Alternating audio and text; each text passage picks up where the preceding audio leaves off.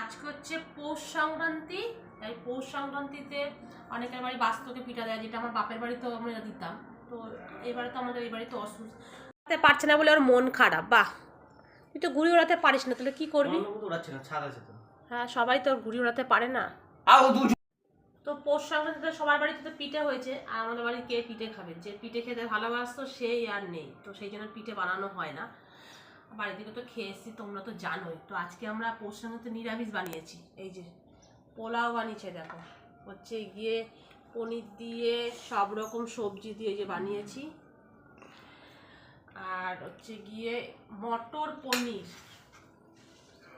এটা হচ্ছে মটর পনির, দেখো मटर पनीर बोले मटर पनीर। তুই চুপ কর তো, मटर কম पनीर বক। जीरा राइस बना दो।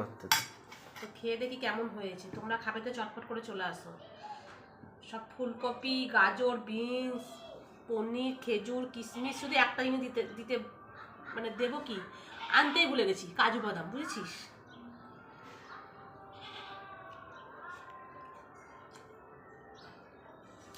দারুণ হয়েছে। আজকে মনে হচ্ছে সব খেয়ে নেবো, এত সুন্দর হয়েছে।